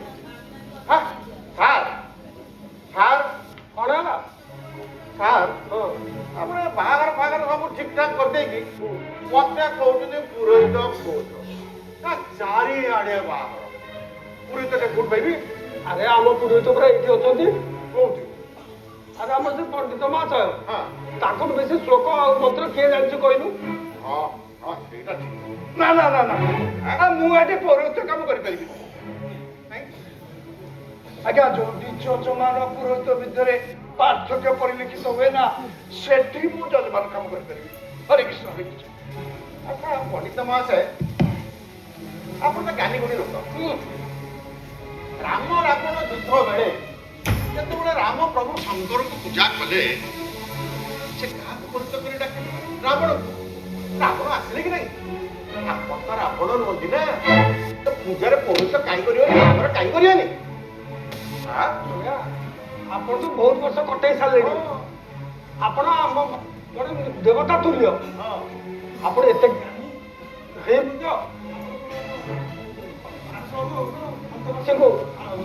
ଆଶୀର୍ବାଦ କରିବେନି? ହଁ ତା ଠିକ ଯେ ତେବେ ଆଉ କଣ ଯାଆନ୍ତୁ ବେଦି ଉପରକୁ ଯାଆନ୍ତୁ। ହଁ ଆରେ ଚାଲିକି ମାର୍କା ବଜାରେ ବୁଝା ବାହାଘର କରିବା ଆଉ କଣ।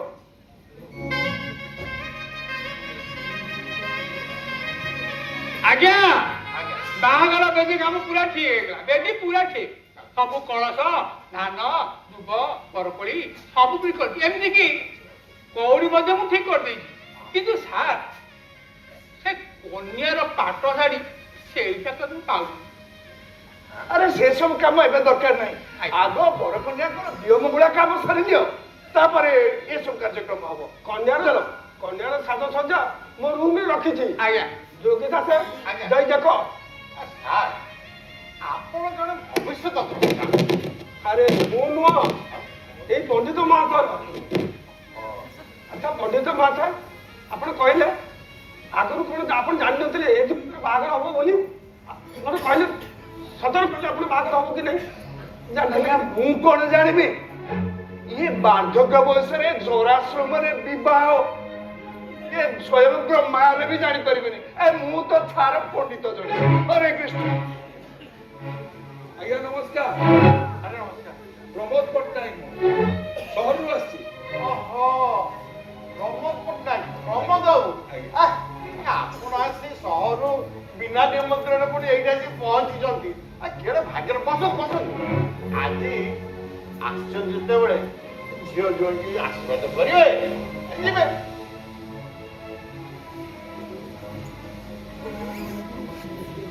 ଭାଇ ପ୍ରମୋଦ ପଟ୍ଟନା କିଏ ମୁଁ ଜାଣିପାରିଲିନି ତ। ଜାଣିପାରିଲେନି କାହିଁ ମନେ ପଡୁନି। ପ୍ରମୋଦ ପରା ନା ନା ଆପଣମାନେ ମୋତେ କେହି ଜାଣିନାହାନ୍ତି। ମୁଁ ଏଠି ନଥାଏ, ମୁଁ ସହରରେ ଥାଏ। ଜାଣିନି ଏକଥା କହିଲେ ହବ ସହରରେ ରହୁଛ କୋଉଠି ଗୋଟେ ଦେଖିଛି ନା ଆପଣଙ୍କୁ କୋଉଠି ଦେଖିଛି ତହସିଲ ଅଫିସରେ ଆପଣ ମୋତେ ଦେଖା ହେଇନଥିଲା ପାନ ଖଣ୍ଡେ ମୋତେ ଦେଇଥିଲେ। ହଁ ହେଇଥିବ, ମୋର କିନ୍ତୁ ସେଗୁଡ଼ା ମନେ ନାହିଁ। ତା ଛଡା ମୁଁ ଆପଣଙ୍କ ପୁଅ ବୋଉକୁ ଆଶୀର୍ବାଦ କରିବାକୁ ଏଠିକି ଆସିନି। ତେବେ ଏଠିକି ଆସିଛନ୍ତି କାହିଁକି? ଆପଣମାନେ ଯୋଉଠି ଘରେ ଘରେ ରହିଛନ୍ତି ସେ ଜାଗାଟା ମୋର। ମୋ ମାଲିକାନାରେ ଅଛି। ଇଏ ହଉଛି ତାର ପଟ୍ଟା। ଓହୋ ମୁଁ କହୁଛି ଏ ପଟ୍ଟା ତ ମୋ ପାଖରେ ଅଛି। ଦେଖିବେ ଦେଖିବେ ଦେଖେଇଲେ ମୋତେ। ଯୋଗୀ ଆଜ୍ଞା। ଯାଇ ସେ ପଟ୍ଟା ତାଙ୍କୁ ଦେଖେଇବ।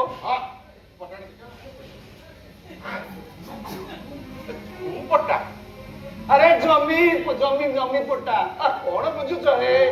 ମତେ ଦେଇଥିଲେ କାହାକୁ ମୋର କିଛି ମନେ ପଡୁନାହିଁ। କୋଉଠି ରଖିଲି ବଡ କରି କିଛି ମନେ ପଟ୍ଟା ଭଳିଆ ଏତେ ମୂଲ୍ୟବାନ ଜିନିଷ ଆପଣ କଣ ଏ ଯୋଗୀ ଦାସକୁ ଦେଇଥିଲେ? ମୋତେ ନ ପଚାରିବନି ତାଙ୍କୁ ପଚାର। ଯୋଗୀ ଦାସ ଦେଇଥିବେ। ମୁଁ ଜାଣେ ଆପଣମାନଙ୍କ ପାଖରେ କିଛି ଡକୁମେଣ୍ଟ ନାହିଁ। ଦେଖନ୍ତୁ ମୁଁ 7 ଦିନ ସମୟ ଦେଲି ଏ ଘର ଫାଙ୍କା କରନ୍ତୁ। ଏଠି ମୋର ରାଇସ୍ ମିଲର ଶୁଭ ଦିଆଯିବ। କି ଆଶ୍ଚର୍ଯ୍ୟ। ମୁଁ କହୁଥିଲି ଏ ଜମି ଆମର। ଦେଖାନ୍ତୁ ମୋତେ ଡକୁମେଣ୍ଟ। ଯୋଗୀ ଦାସ ଆଣ ସେ ପଟ୍ଟା କୋଉଠି ଅଛି ରଖିଛ। ମୁଁ ରଖିଲି ମୋର ମନେ ଅଛି କୋଉଠି ନହେଲେ ମୁଁ ଲିଗାଲ ଆକ୍ସନ ନେବି। ଆସୁଛି ମୁଁ 7 ଦିନ ଭିତରେ ଏ କାମ ସାରିବେ, ନହେଲେ ମୁଁ ଲିଗାଲ ଆକ୍ସନ ନେବି। ନମସ୍କାର କୁଆଡେ ଗଲା ପଟ୍ଟା ମତେ ଆଚ୍ଛା ଏ ଜମି ପଟ୍ଟା ଯୋଗୀ ଦାସକୁ ଦେଇଥିଲେ ତ? ଦେଇଥିବେ। ମୋର କାହିଁ କୋଉଠି କିଛି ମନେ ପଡୁନାହିଁ। କୋଉଠୁ ରଖିବି ଦେଇଥିଲେ ତ ନିଶ୍ଚୟ ପାଇବା କଥା। ଅଯଥା କଥାରେ ମୁଣ୍ଡ ନ ପୁରେଇକିରି ବର୍ତ୍ତମାନ କେମିତି ବାହାର ହବ ସେ ସବୁ କଥା କରନ୍ତୁ। ହଉ ଚାଲନ୍ତୁ ପଣ୍ଡିତ ମହାଶୟ। ଯୋଗୀ ବାବୁ ଆପଣ ବି ଚାଲନ୍ତୁ। ଆଗେ ବାହାଘର କାମଟା ସରିଯାଉ। 7 ଦିନ ପରେ ସେ ଆମକୁ ସମୟ ଦେଇଛନ୍ତି। ତାପରେ ଆମେ ପୁରା ଜମି କାଗଜ ଖୋଜିଦେବା। ଆସନ୍ତୁ ଆସନ୍ତୁ ଆସନ୍ତୁ। ଯୋଗୀ ଦାସେ ଆଜ୍ଞା ତମେ ସେଦିନ ସେ ତହସିଲ ଅଫିସରେ ଯୋଉ ପାନ ଖଣ୍ଡେ ଖାଇଥିଲ ସେ ପାନ ଖଣ୍ଡିକର ଇଏ ଜମି କାଗଜ ପତ୍ର ସହିତ କିଛି ସମ୍ପର୍କ ନାହିଁ ତ? ହେ ପ୍ରଭୁ ଆରେ ସବୁଥିରେ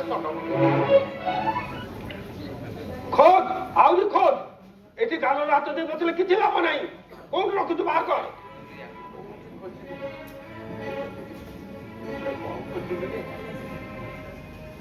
ଆଚ୍ଛା ଯୋଗୀ ଦାସେ ତମେ ଏଟେ ଦାୟିତ୍ୱହୀନ ବୋଲି କାହିଁ ଆଗରୁ ତ ପ୍ରତୀୟମାନ ହଉନଥିଲା? ଆଚ୍ଛା ସେ ମିଲ୍ ବାଲା ସହିତ ସାଲିସ କରି କିଛି ନ ପାଇବାର ଛଳନା କରୁନ ତ? ଆଜ୍ଞା ସେ ଜମି କାଗଜ ଆମ ପାଖରେ ଅଛି ତ? ମୋତେ ନ ପଚାରି ବରଂ ଯୋଗୀ ଦାସକୁ ପଚାରନ୍ତୁ। ଆଜ୍ଞା ମା ସହିତ ନିରୁତ୍ତର।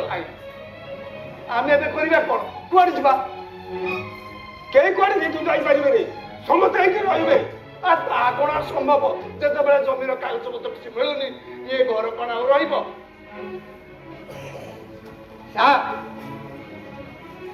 ଯଦି ଆମ ପାଖରେ କାଗଜ ନଥିବ ତାହେଲେ ସେ ମିଲ୍ ବାଲା ନିଶ୍ଚୟ ଏ ଜାଗାକୁ କବ୍ଜା କରିବ।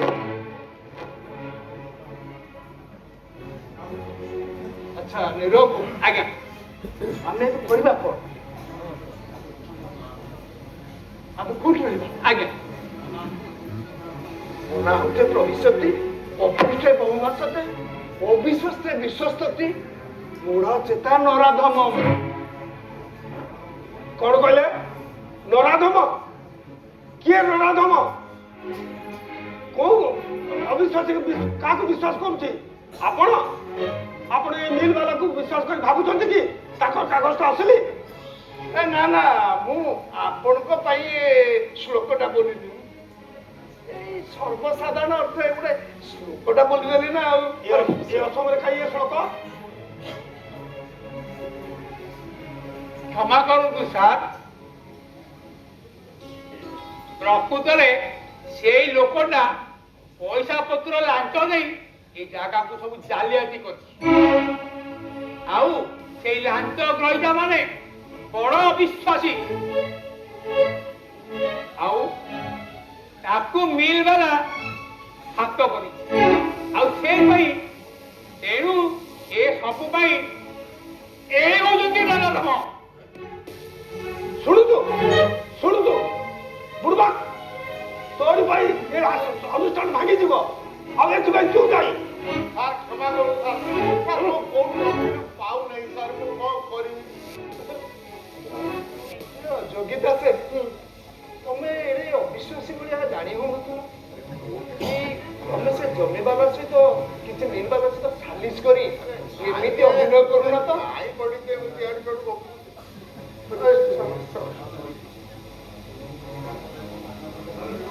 ସେଦିନ ସେ ଯୋଉ ମିଲ୍ ବାଲା ପାନ ଖଣ୍ଡିକ ଦେଇଥିଲା ସେ ପାନ ଖଣ୍ଡିକରେ ଆପଣଙ୍କ ବିଶ୍ୱାସଘାତକତା କରିଦେଲେ କି ଆଜ୍ଞା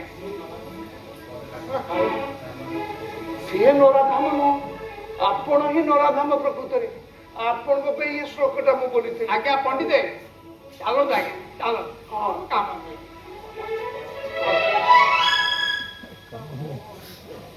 କୋଉଠି ରଖିଲି କଣ କଲି ମତେ ବଡ ଅବସ୍ଥାରେ ପକେଇଲେ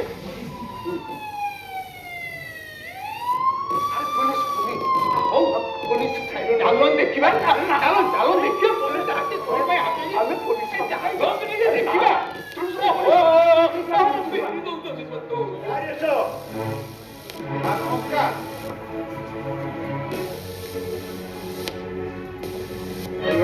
କାହିଁକି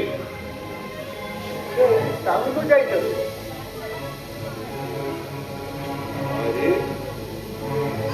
ଆମେ ଆସୁଛୁ ବୋଲି ଜାଣିଗଲି କି ନାଇଁ ଆପଣ କଣ ପାଇଁ ଖୋଜୁଛନ୍ତି?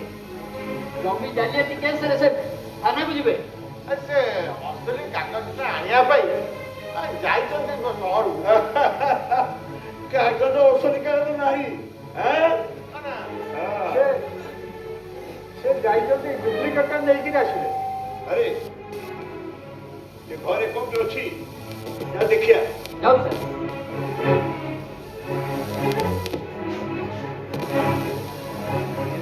ଆମେ ଥାନାକୁ କାହିଁକି ଯିବୁ? ଏଇ ଜମିର ମାଲିକ ଅସଲି ପ୍ରକୃତ ମାଲିକ କମ୍ପ୍ଲେନ ଦେଇଛି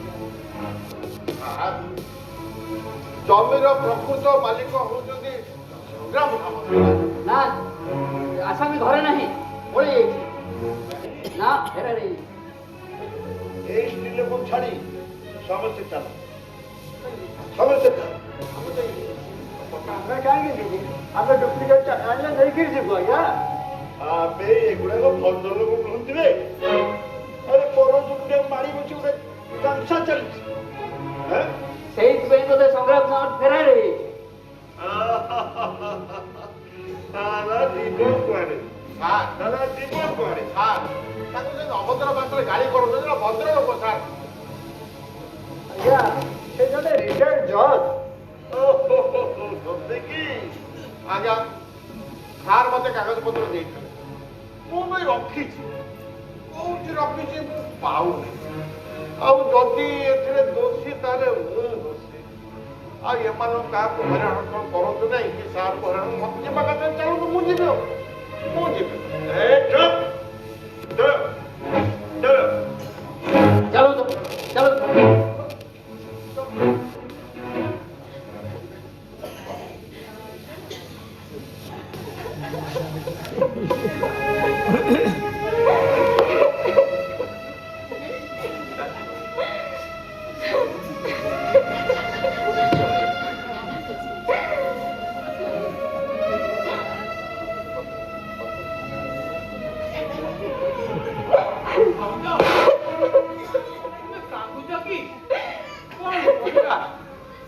ଆମ ଭାଗ୍ୟ ତ ଖରାପ।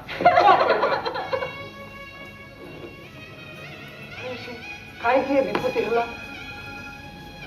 ଆଗରୁ ତ ଏମିତି ବିପତ୍ତି ହଉନଥିଲା, ଏବେ ପୋଲିସ ମାନେ କାହିଁକି ଆସିଲା? ଆଜ୍ଞା ସେଇଟା ଗୋଟେ ପାଜି ଶଇତାନ ଜମିକୁ ଜାଲିଆତି କରିଛି ତାପରେ କେସ୍ କରୁଛି। ଆରେ କେସ୍ କଲା ଯେ କାହିଁ କେସ୍ କଲା? କାହିଁ ଆଗରୁ ତ କେସ୍ କରୁନଥିଲା। ଆରେ ବାବା ମୁଁ ତ ସେଇ ସକାଶେ କହୁଛି ଭାଗ୍ୟ ଖରାପ। ଆରେ ମୁଁ ସେଇ କଥା କହୁଛି, ଭାଗ୍ୟ କାହିଁକି ଖରାପ ହେଲା? ଆରେ ବାବା କାହିଁକି ଖରାପ ହେଲା କାହିଁକି ଖରାପ ହେଲା? ତମେ ତ ଗୋଟେ ଜ୍ଞାନୀ ଲୋକ କହୁନ କାହିଁକି ଖରାପ ହେଲା? ଏତେବେଳେ ବାଟକୁ ଆସିଲ, ବିପଦ ଆଗରୁ ପଡୁନଥିଲା, ଏବେ ବିପଦ କାହିଁକି ପଡିଲା? ଏ ବୃଦ୍ଧ କାଳେ ବିବାହ ପୁଣି ଜରାଶ୍ରମରେ। ହରେ କୃଷ୍ଣ ହରେ କୃଷ୍ଣ। ଭାଉଜଙ୍କର ଛାଡି ବିପତ୍ତି ପଡିଛି ଆଉ ଆପଣ ସେଇ ସମୟରେ ମତେ ନୀତି ବାକ୍ୟ ଶୁଣୁଛନ୍ତି। ଆରେ ଦେଖନ୍ତୁ ଆହୁରି ଆଗକୁ କଣ ହଉଛି ଦେଖନ୍ତୁ। ଆରେ ବିପତ୍ତି କାଳେ ଚତୁରା ନିଶ୍ଚଳା ଭବନ୍ତି ଆକଳନ୍ତି ଶନେଇ ଶନେଇ। ହରେ ଅପା ପଦ୍ମା ଅପା ପଦ୍ମା କଣ ହେଇଛି? କଣ ହେଇଛି? କଣ ହେଇଛି? ଓହୋ କିଏ ଏମିତି କଲା? ଆମକୁ ବାଡ଼େଇ ପକେଇଲେ, ବାଡ଼ିରେ ପକେଇଥାନ୍ତେ, କେମିତି କେଜାଣି ତାଙ୍କର ଦୟା ହେଲା ଫ୍ୟାନରେ ଆଣି ଆମକୁ ଫୋପାଡ଼ି ଦେଇ ଗଲେ। ଗୋଡ଼ଟା କେମିତି ଖୋଲିଦେବେ ଭାଙ୍ଗି ହେଇଯିବ। ମୋ ତ ହାତ ଉଠେଇ ପାରୁନି, ଅବସ୍ଥା ବଡ଼ ଖରାପ। ସେ ପୋଲିସ ଏଇଟା କଣ କରିଥିଲେ? ଆରେ ସେ ପୋଲିସ କରିଥିଲେ। ଆରେ ଆମେ 4-5ଟା ବୁଢା ସେ ଭ୍ୟାନ ଭିତରେ ଥିଲେ। ଆମେ ଯେମିତି ବାହାରିକି ଆସିକି ଆମ ଉପରେ ଝାମ୍ପି ପଡ଼ିଲେ, ଆମ ଆଖିକି ବାନ୍ଧି ଦେଲେ, ଭ୍ୟାନ ଭିତରେ ଜବରଦସ୍ତ ପୁରେଇ କୁଆଡ଼େ ନେଇଗଲେ। ଓ ଭଗବାନ, କିଏ କଲା ଏସବୁ? ହାତଟା ଭାଙ୍ଗି ଦେଇଛନ୍ତି। ପୋଲିସ ଏଇଟା କଣ କରୁଥିଲେ ସେତେବେଳେ? ଆଜି ସେ ପୋଲିସ କି ସେ ଗୁଣ୍ଡା ଆମେ କଣ କିଛି ଜାଣିପାରିଲୁ? ଆରେ ସେ ପୋଲିସ ନୁହନ୍ତି, ସେ ସେଇ ମିଲ୍ ମାଲିକର ଗୁଣ୍ଡା। ଅପା ଆଉ ସେଇମାନେ ଆମକୁ ସେ କଥା ଛାଡ଼, ସେ କଥା ଆମକୁ ତାକୁ ଡାକ୍ତରଖାନା ନେଲ। ଆରେ ସାର୍ କୁଆଡ଼େ ଗଲେ? ଭାଇନା ଫେରି ହାଁ? ଭାଇନା ଫେରି ନାହାନ୍ତି। ଏତେ ଦିନ ଫେରିନାହାନ୍ତି? ଆରେ ପଣ୍ଡିତ ସେ ନୀର ବାବୁ କୁଆଡେ ଗଲେ? ତାଙ୍କୁ ଡାକ, ସେ ଟିକେ ଆମକୁ ହସ୍ପିଟାଲ ନେଇଯିବେ। ଓହୋ କାଲିଠୁ ତମେ ଦି ଜଣ ଫାଟିକୁ ଯାଇଛ ଯେ ରାତି ସାରା ମୁଁ କାନ୍ଦୁଛି। ବହୁ କୁହାଗଲା ପରେ ସେ ଦି ଜଣ ସକାଳୁ ଫାଣ୍ଡିକୁ ଯାଇଛନ୍ତି, ସେମାନେ ବି ଆସିନାହାନ୍ତି, ସେଇମାନେ ବି ସେଇଆଡେ। ପ୍ରଭୁ ମୁଁ କଣ କରିବି? ମୁଁ ପୋଲ ପକେଇକି ଆସୁଛି, ନେଇକି ଯିବି ଆମ ଦି ଜଣଙ୍କୁ ହସ୍ପିଟାଲକୁ ନେଇକି ଯିବି। ତମେ କଣ ଆମକୁ ନେଇପାରିବ? ଗୋଡଟା ଫୁଲିକି ହାତୀ ଭଳିଆ ହେଲାଣି। ମୋ ତ ହାତଟା କଣ ଏମିତି ଏମିତି ହଉଛି, ମୁଁ ନେଇପାରୁନାହିଁ। ଆରେ ଆପଣ ମାନେ ସରଫରି ସରଫରି ଏ ସରଫରି ଫରଫରାଏ ଗଣ୍ଡୁଷ ଜଳେ ମାତ୍ରଣ ସରଫରି ଫରଫରାଏ। ହରେ କୃଷ୍ଣ। ଆଜ୍ଞା ସେସବୁ କଥା ଥାଉ, ଟିକେ ଆମକୁ ହସ୍ପିଟାଲ ନେଇ ଚାଲ। ଆଜ୍ଞା ପଣ୍ଡିତ ପଣ୍ଡିତ ପୁରା ଠିକ କହୁଛନ୍ତି। ଆଜ୍ଞା ଦେଖୁନାହାନ୍ତି ଆମେ ଦି ଜଣ କେମିତି ପୁରା ଠିକ ଅଛୁ। ଆମେ ଯାଇଥିଲୁ ଆଜି ସକାଳେ ଆଜ୍ଞା ଫାଣ୍ଡିକି ଯାଇଥିଲୁ, ଉଣ୍ଡା ଉଣ୍ଡି ସବୁ କଲୁ, କିନ୍ତୁ ଦେଖିଲୁ ସେଠି ଏ ଦି ଜଣ ନାହାନ୍ତି। ଏଇ ସକାଶେ ଆମେ ଠୁଙ୍କେ ଠୁଙ୍କେ ପଳେଇ ଆସିଲୁ। ନିଅନ୍ତୁ, ଆମକୁ ନିଅନ୍ତୁ ପଣ୍ଡିତ ନୀର ବାବୁ। ରବୁ ଆଉ ଡେରି କର ଆଜ୍ଞା, ଆଜ୍ଞା। ଏମାନଙ୍କୁ ଡାକ୍ତରଖାନା ନେଇଯିବା। ଚାଲ, ଚାଲ, ଚାଲ। ଆରେ ସେ ପୋଲିସ ଗୁଣ୍ଡା ବାଲା ପୁଣି ବାଟରେ ଜଗିଦେବେ, ଆମକୁ ପୁଣି ଉତ୍ତମ ମଧ୍ୟମ କରିଦେବେ। ମୁହଁ ବୁଡା। ଓହୋ ଆରେ ଭୂତ ପିଶାଚ ନିକଟ ନୟ ମହାବୀର ଜବ ନାମ ଶୁଣାओ। ଜୟ ବଜରଙ୍ଗ ବଲି, ଜୟ ବଜରଙ୍ଗ ବଲି ରକ୍ଷା କର। ଆରେ ଆସ ଧର। ଆଜ୍ଞା ଚାଲ ଚାଲ। ଯୋଗୀ ଦାସ ତମର ହାତ ନା ଗୋଡ କଣ ଭାଙ୍ଗିଛି? ତମକୁ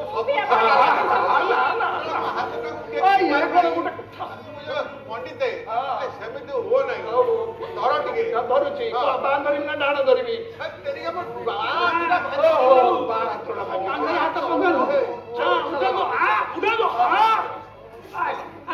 ଧୀରେ ଧୀରେ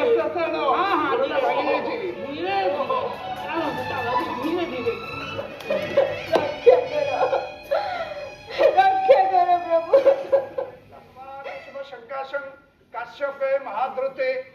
ईश्वरी सर्वपापघ्नं प्रणतोषि दिवाकरं ओ हे सूर्यं सहस्रांशो तेजराश जगत्पते अनुकंपया मां भक्तां सूर्यार्घ्यं नमस्तुते।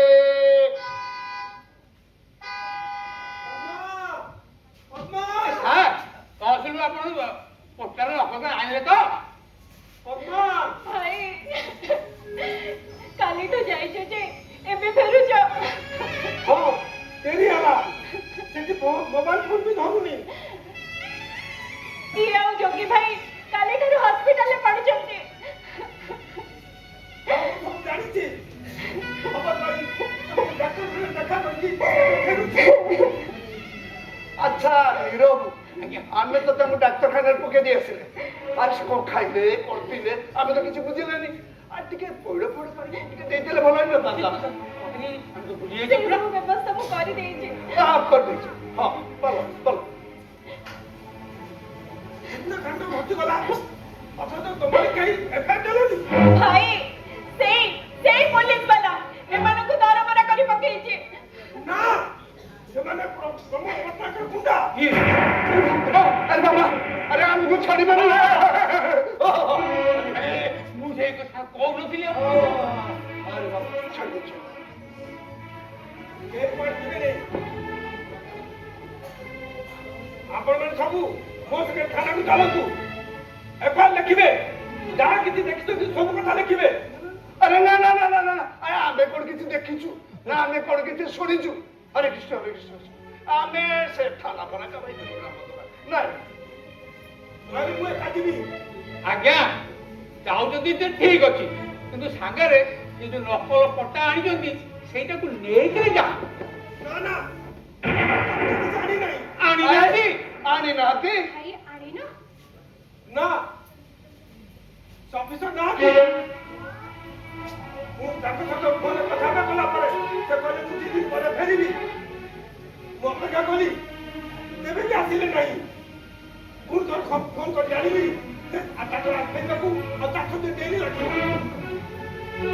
ସେ ଭିଡ଼ ବାଲା କାଲି କାଳେ ଆପଣମାନେ ସବୁ ଜୋର ଜବରଦସ୍ତ କରି ଏତେ ହଇରାଣ ହରକତ କରୁଥିବ ଏକଥା ଭାବି ମୁଁ ଏଟାକୁ ଫେରିଲି। ଫେରି ଯିବି। ଆଜ୍ଞା ଯାଇକିରି କିଛି ଲାଭ ନାହିଁ। ଯେତେ ହେଲେ ସେ ଡୁପ୍ଲିକେଟ କାଗଜକୁ କଣ ସେ ମିଲ୍ ବାଲା ବିଶ୍ୱାସ କରିବ ନା, ସେ ଜାଗାକୁ କବ୍ଜା କରିବ। अरे आज्ञा से किछे पैसा पत्र दे से लोक संगे किछ उडा रफा दफा कर दउ नाते नले पुणी ऐसा हमला करिवो ଠିକ ନା ନା ମୁଁ ଏଫଆଇଆର ଦେବି। ମୁଁ ପୋଲିସ ପ୍ରୋଟେକ୍ସନ ମାଗିବି। ଏସପି କୁ ଦେଖା କରିବି।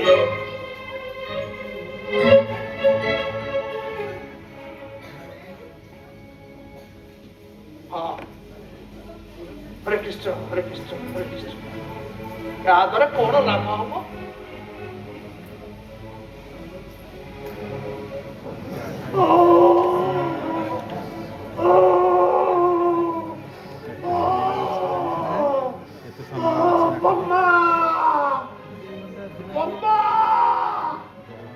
जोगी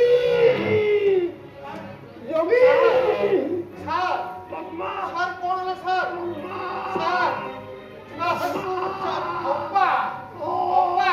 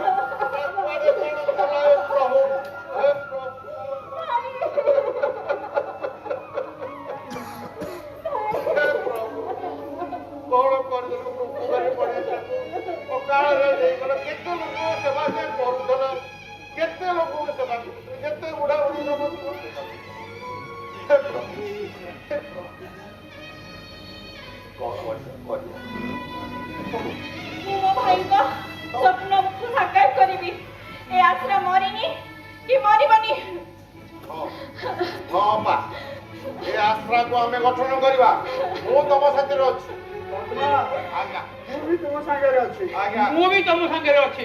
ଆଜ୍ଞା କରିବା। ମୁଁ ବି ଆପଣଙ୍କ ସହିତ ଅଛି। ଆପଣ ଆପଣ ଆପଣ ମୋର ଭୁଲ ହେଇଯାଇଛି। ଏଇ ଆଶ୍ରା ବା ଆଶ୍ରାକୁ ନିରାଶା କରିବାକୁ ମୁଁ ବହୁତ ଭୁଲ କାମ କରିଛି। ମୋର ଏବେ ଆଶ୍ରାର ବି ଆବଶ୍ୟକ ଅଛି। ମୋ ପିଲାମାନେ ମଧ୍ୟ ମୋତେ ବିଟ୍ରେ କରିଛନ୍ତି। କ୍ଷମା କରିଦେବେ। କ୍ଷମା କରିବେ। ମୋର ବି ଏ ଆଶ୍ରୟର ଆବଶ୍ୟକତା ରହିଛି। ଅଜାଣତରେ ବା ଅଜାଣତରେ ଆପଣମାନଙ୍କୁ ଅନେକ କଟୁ କଥା କହିଛି। ସେଥିପାଇଁ ମୋତେ କ୍ଷମା କରିବେ।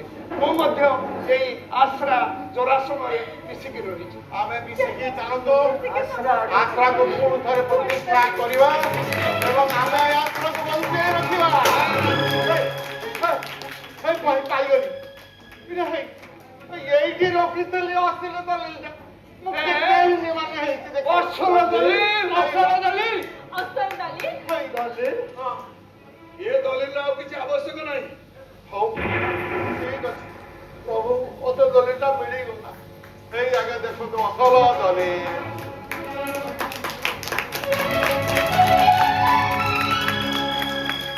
ପରିଶ୍ରମକୁ ଆପଣମାନେ କରତାଳି ଦେଇ ଆମକୁ ଯେଉଁ ପ୍ରୋତ୍ସାହିତ କରିଛନ୍ତି ଆମେ ପ୍ରକୃତରେ ଆପଣଙ୍କ ପାଖରେ ଋଣୀ। ଆଉ ଆପଣଙ୍କୁ ବହୁତ ବହୁତ ଧନ୍ୟବାଦ।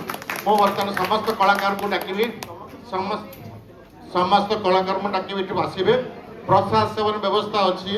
ଦୟାକରି ସମସ୍ତେ ପ୍ରସାଦ ସେବନ କରିକି ଯିବେ। ସବୁ କଳାକାରମାନଙ୍କୁ ଡାକିବି ଆପଣମାନେ ଆସନ୍ତୁ ଏବଂ ଆପଣମାନଙ୍କ ଆଶୀର୍ବାଦ ଭିକ୍ଷା କରୁଛୁ। ଯଦି କିଛି ଭୁଲ ତ୍ରୁଟି କ୍ଷମା କରିବେ। ନମସ୍କାର।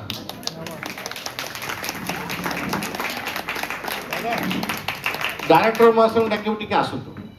ଆମେ ଯାହା କରିପାରିଛୁ କେବଳ ଆମର ଡାଇରେକ୍ଟର ମହାଶୟଙ୍କ ସହାୟତା। ଅକ୍ଳାନ୍ତ ପରିଶ୍ରମ କରୁଛନ୍ତି। ପ୍ରକୃତରେ ଆମର ପରିଶ୍ରମ ସେ ହିଁ କ୍ରିଏଟ୍ କରିଛନ୍ତି, ସେ ହିଁ ସବୁ କରିଛନ୍ତି। ଦି ପଦ ଡାଇରେକ୍ଟର ମହାଶୟ। ନମସ୍କାର। ଏହି ମଞ୍ଚରେ ଦ୍ୱିପହର ତଳେ ଗୋଟେ ନାଟକ କରିଥିଲି ଭଗ୍ନବିଟା। ସାର୍ ବସିଛନ୍ତି ସୁଦର୍ଶନ ସାର୍, ତାଙ୍କ ରାଇଟର ଥିଲେ। ସେ ନାଟକ ରାଇଟର ଥିଲେ। ଏ ନାଟକରେ କରିଥିଲି। ସେଇ ନାଟକରେ ମୋତେ ସାର୍ କହିଥିଲେ ଯେ ଆମ ନାଟକ କେବେ କରିବ ତ? ହଁ କରିବି। ମୋତେ ସେ ପୁଣି ଖୋଜିଲେ, ଆସି ପହଞ୍ଚିଲେ। ନାଟକ ଟିକେ କରିଛି, କେମିତି କରିଛି ମୁଁ ଜାଣିନି, କେମିତି ହେଇଛି ଜାଣିନି, ତଥାପି କରିବାକୁ ଚେଷ୍ଟା କରିଛି। ଆପଣମାନଙ୍କ ଆଗରେ ପ୍ରଦର୍ଶିତ କରିଛି। ସେଥିପାଇଁ ଧନ୍ୟବାଦ।